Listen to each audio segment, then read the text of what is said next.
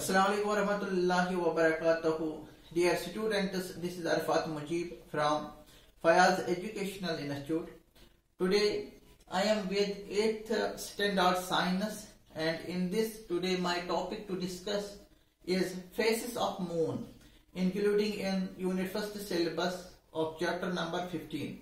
आज हम डिस्कस कर लेंगे इस टॉपिक में कि faces of moon, different phases of moon.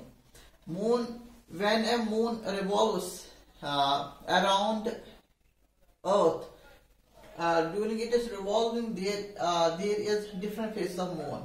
जब भी moon revolve करता है around the earth, इसके different phases देखने को मिलते हैं. तो यहाँ हम कहेंगे, यहाँ पे मैंने एक लाइन में लिखी है, waxing and waning of the disk of the moon as the moon revolves around the earth. जब मून रिवॉल्व करता है अराउंड द अर्थ, इसकी दो फेसेस आते हैं. एक तो होता है waxing face of the moon, waning face of the moon. Waxing face of the moon में क्या होता है, इट इंक्रीजेस इन साइज. वेनिंग में क्या होता है, इट डिक्रीजेस इन साइज.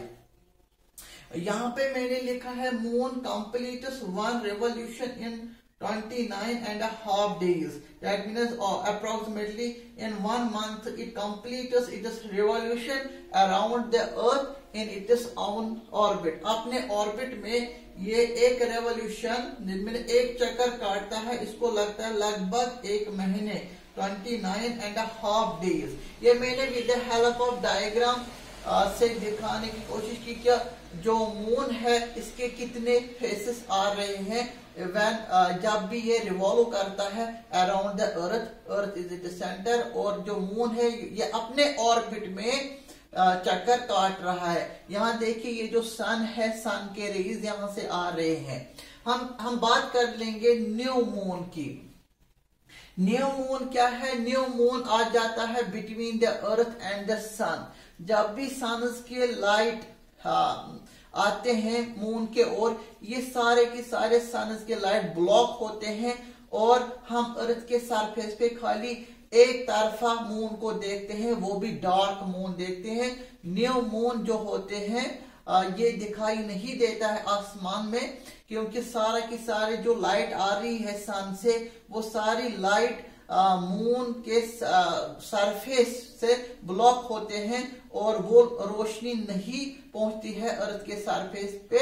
और न्यू मून जो होती है ये इनविजिबल रहती है टू आवर आईज. और एक डिस्क, एक डिस्क जो डिस्क सन के ओर होता है वो उस पे सारी की सारी लाइट पड़ती है, और जो दूसरी डिस्क होती है टुवर्ड्स द अर्थ वो डार्क रह जाती है और न्यू मून विजिबल नहीं रहता है आसमान में. After 1 day, that mean after next night, दूसरी रात, फर्स्ट वीक की दूसरी रात ही क्रिसेंट जो मून है हम उसको कहते हैं वैक्सिंग क्रिसेंट दिखाई देती है. First night of a first week जो है वैक्सिंग क्रिसेंट दिखाई देता है. ये इसका second phase of the moon. जब भी ये यहाँ ये न्यू मून किसके दरमियान आती है, अर्थ और सन के दरमियान. जब भी ये इधर उधर इस एक्सिस से हट जाती है, यूं ही दिखा देती है ये वैक्सिंग क्रिसेंट शेप में. तो ये crescent crescent face of the moon जिसको हम कहते हैं वैक्सिंग क्रिसेंट. फिर जाके विद इन अ वीक ये चेंजेस होते हैं.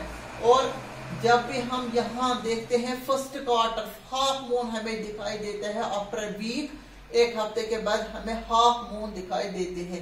यहाँ ये फेस, इसकी मून की जो फेस है वो इंक्रीज होती जा रही है. ये मैंने डायग्राम की ओर दिखाने की कोशिश की. यहाँ फिर आगे जो सेकंड वीक होती है, सेकंड वीक के बाद आधी से भी ज्यादा ये मून यहाँ दिखाई देती है. ये देखो आधी से भी ज्यादा ये दिखाई देती है यहाँ पे.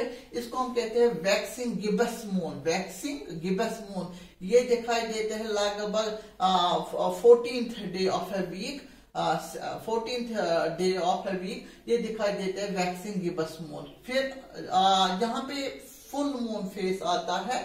फुल मून जब होता है उस टाइम अर्थ जो होते हैं वो सेंटर में रहती है, सन सन और फुल मून के सेंटर में अर्थ रहती है, तो बिल्कुल जो सन की लाइट इस पे पड़ती है वो सारा की सारा जो रिफ्लेक्ट होके अर्थ के सरफेस पे पहुंचे, उस वक्त ये जो मून है हम कहेंगे on the 15th day of a week, 15th day पे फुल मून दिखाई देते हैं। यहां से लेके 1 2 3 4 5 यहां से लेके यहां तक हम इसको कहते हैं waxing face of the moon, जिसमें इसकी जो फेस है वो इंक्रीज होती है, इसकी जो शेप है वो ज्यादा दिखाई देती है। यहाँ देखिए, यहाँ क्रिसेंट फॉर्म है, वैक्सिंग क्रिसेंट फॉर्म शेप। यहाँ फर्स्ट क्वार्टर खाली हाफ दिखाई देता है, हाफ नहीं दिखाई देती।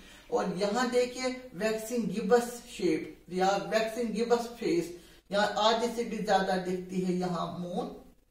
यहाँ देखिए पूरा इसका जो डिस्क है, डिस्क ऑफ द मून वो दिखाई देते हैं। और उस वक्त जो अर्थ है वो सन और मून के बिटवीन आ जाती है यहाँ एक्सिस में।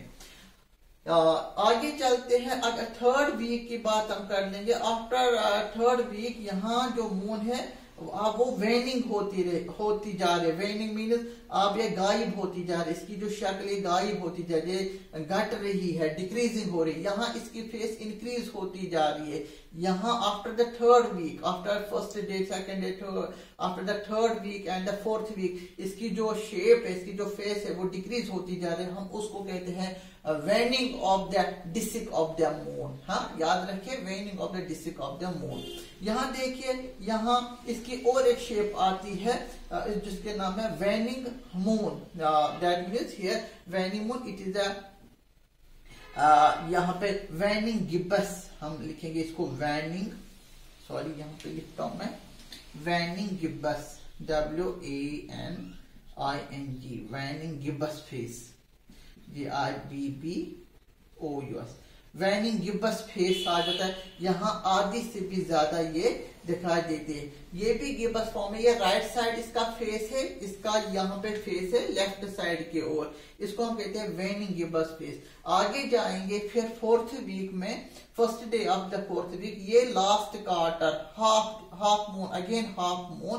यहाँ ये फर्स्ट क्वार्टर था, इसका जो हाफ मून है वो राइट के ओर है। यहाँ इस मून का जो हाफ मून है वो लेफ्ट की ओर है। Last quarter phase of the moon, this is known as the last quarter, this is here the first quarter, this is here the last quarter. तो इसकी और शेप जो है वो डिक्रीज होती जा रही है, ये क्रिसेंट फॉर्म आ जाती है। हम इसको कहते हैं ये क्रिसेंट फॉर्म, वेनिंग क्रिसेंट। यहाँ वैक्सिंग क्रिसेंट, यहाँ वेनिंग क्रिसेंट। वो these are the different phases of the moon. जब भी मून रिवॉल्व करती है in it is on orbit, क्या किसके ओर, अर्थ के ओर। अर्थ सेंटर में रहती है। मून जो है ये नॉन ल्यूमिनस बॉडी है, ये घूमती है अर्थ के इर्द गिर्द, और इसके बहुत सारे फेसेस है, 1 2 3 4 5 6 7 8 फेसेस ऑफ द मून। इसके 4 फेसेस आ जाते हैं waxing face of the moon, और ये 4 आते हैं 1 2 3 4 आते हैं waning phase of the moon. वो यहाँ पे हम कहेंगे there are the 2 phases of the moon. जब भी मून रिवॉल्व करते हैं अराउंड द अर्थ, इसको टाइम लगता है to complete one revolution, 29.5 days.